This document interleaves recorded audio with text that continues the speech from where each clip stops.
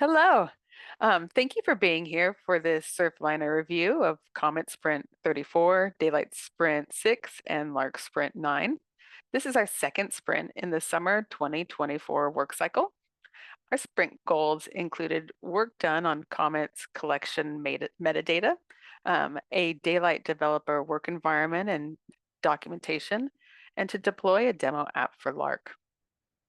Unfortunately, the Lark demo has been postponed due to a critical issue that needed immediate attention locally at UCSB. But for Daylight, the developer work environment setup is ready to be merged. While there will be no demo for this sprint, a comprehensive documentation is available from the Daylight directory once that merge goes through. And now I'd like to hand it over to Margaret, who will walk us through the Comet demo. Yeah, thanks, Elisa. I will share my screen here. So this is Comet. This is our staging.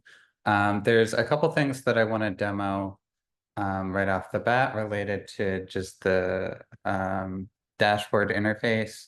One of these was something that I wanted to demo last time but wasn't able to because it hadn't been deployed locally yet, and now is.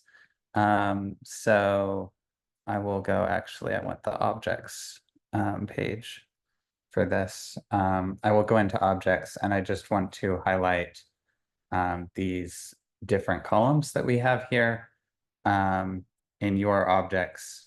And then when you navigate over to all objects, it's the same columns.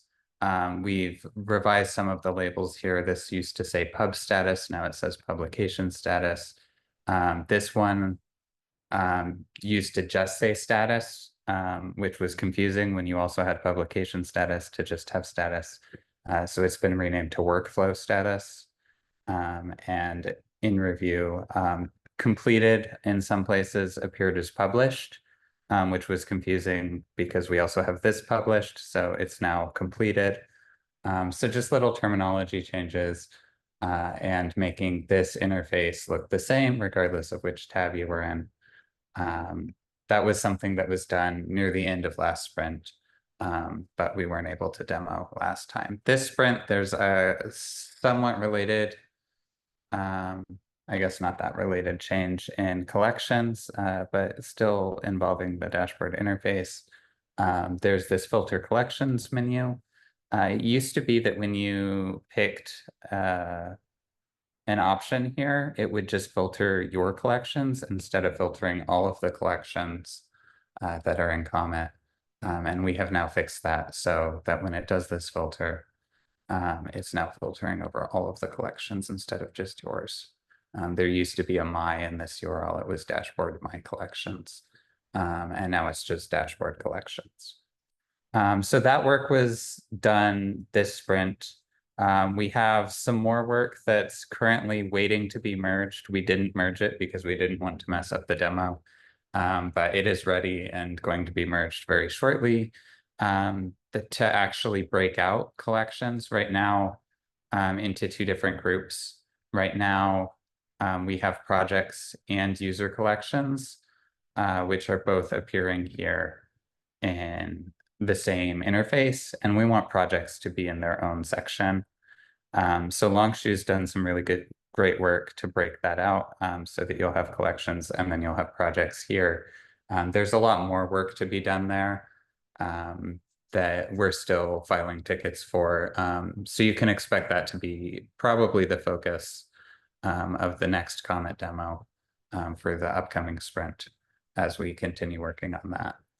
The other thing I want to demo is something that has been merged for a while, but I don't think it's ever been demoed properly, which is that when you go to edit a collection now, you do have additional fields here. These are all of the other metadata fields that are available in the campus schema. So if I make a test collection, August 6, 2024. And then, creator, I will give it a creator and just say that I'm the creator. When you do this and you create a collection, we have had some issues with this functionality where it hasn't actually saved that additional metadata. I want to see if it'll work this time or if it won't. Um, there's clearly still work to be done. Yeah, see, it didn't save it, but I'm going to try it again and see if I can get it to save. Um, yeah, now it's saved in there. So there is this additional metadata. It does work. It maybe doesn't work when you're creating a new collection. You might have to do it with an existing collection, or else there's some other bug that's preventing it from being saved sometime. We need to figure out what the issue is there. But we do support all of these metadata fields now in collections, which is a good thing to have. They don't appear anywhere other than this screen right now. They don't appear here, for example, but we're hoping to get some work done to surface them on this page, in addition to just in the edit menu, and also to make sure that they work in bulk ingests if we need to create collections that way. So I think that's everything that we've done on the Comet side. As Elisa said, in terms of daylight, it's very similar to last sprint. We did a lot of work on the developer environment, but it's not really demoable because it's mostly infrastructural stuff that will help Elisa and David Trujillo do interesting works with that framework. And in Lark, our goal was to get a deployment going, but due to local concerns, our DevOps teams have been kind of busy. And so we haven't been able to actually get that deployed yet.